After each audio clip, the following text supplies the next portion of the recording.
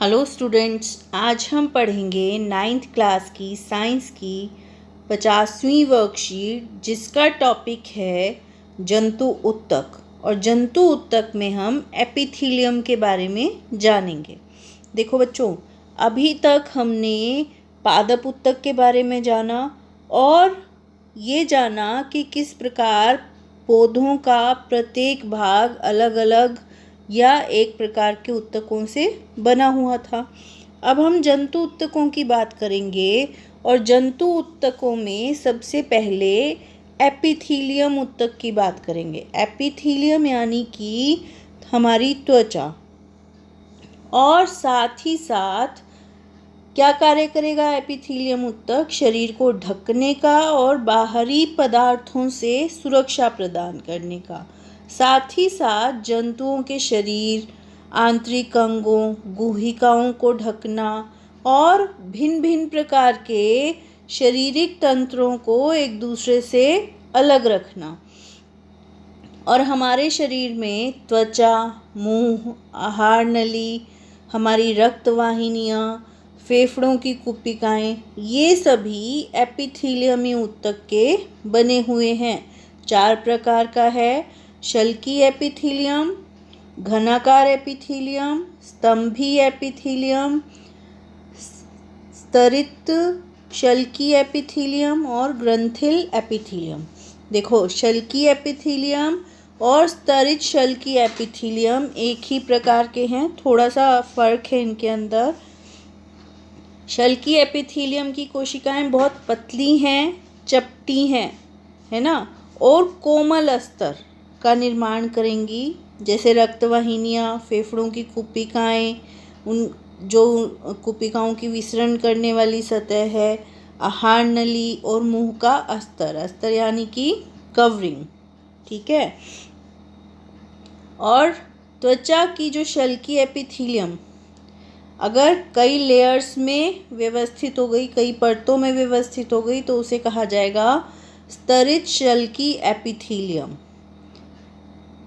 अगला है स्तंभी एपिथीलियम। यहाँ पर कोशिकाएं जो हैं वो स्तंभ के आकार की हैं, ऊंचाई में थोड़ी लंबी हैं, ठीक है। अवशोषण और स्राव जहाँ पर होगा वहाँ पर पाई जाएंगी, जैसे आंतों में और श्वसन नली के भीतरी अस्तर में।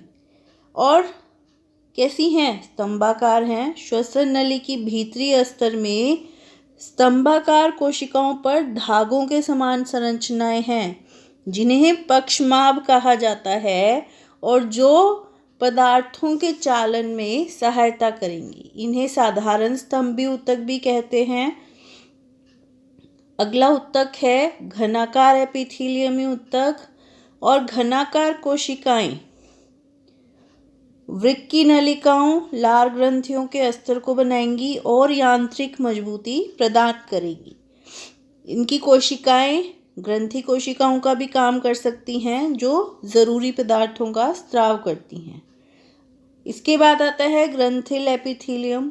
ग्रंथिल एपिथीलियम, जब घनाकार एपिथीलियम ऊतक उसका कुछ भाग अंदर की ओर मुड़ जाएगा और बहुकोशिक ग्रंथि का निर्माण करेगा। और ये ग्रंथियां क्या करती हैं? ये कुछ ज़रूरी पदार्थों का स्त्रावण करती हैं, जैसे पसीना, श्लेष्मा, अश्रु आदि। ये थी हमारी वर्कशीट। अब कुछ क्वेश्चंस देखते हैं। एपिथीलियम ऊतक के क्या क्या कार्य हैं और यह कहाँ पर स्थित होते हैं? तो देखो, एपिथीलियम ऊतक के कार्य: जंतुओं के शरीर, आंतरिक अंगों, गुहिकाओं को ढकना, भिन्न भिन्न प्रकार के शारीरिक तंत्रों को एक दूसरे से अलग रख के उनकी रक्षा करना। और कहाँ पर स्थित हैं?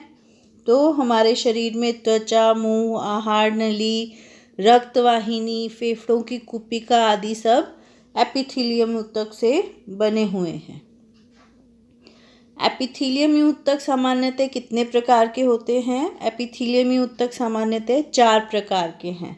कौन कौन से हैं? शल्की एपिथीलियम, साथ ही आएगा स्तरित शल्की, इसी का भाग है। घनाकार एपिथीलियम, स्तंभी एपिथीलियम और ग्रंथिल एपिथीलियम। स्तंभी एपिथीलियम ऊतक कहाँ स्थित होता है और इसका एक कार्य लिखिए। तो स्तंभी एपिथीलियम जो है वो आंतों और श्वसन नली की भीतरी अस्तर में पाया जाता है और इसका कार्य है अवशोषण और स्त्राव करना। साथ ही साथ पदार्थों के चालन में भी मदद करता है। ग्रंथिल और घनाकार ऊतकों में अंतर लिखिए। तो ग्रंथिल और घनाकार, देखो, घनाकार एपिथीलियम यांत्रिक मजबूती प्रदान करेगा और साथ ही साथ वृक्क की नलिकाओं और लार ग्रंथियों के अस्तर को बनाएगा, जबकि ग्रंथिल एपिथीलियम का काम है कुछ ज़रूरी पदार्थों का स्त्रावण करना, जैसे पसीना, श्लेष्मा, अश्रु आदि।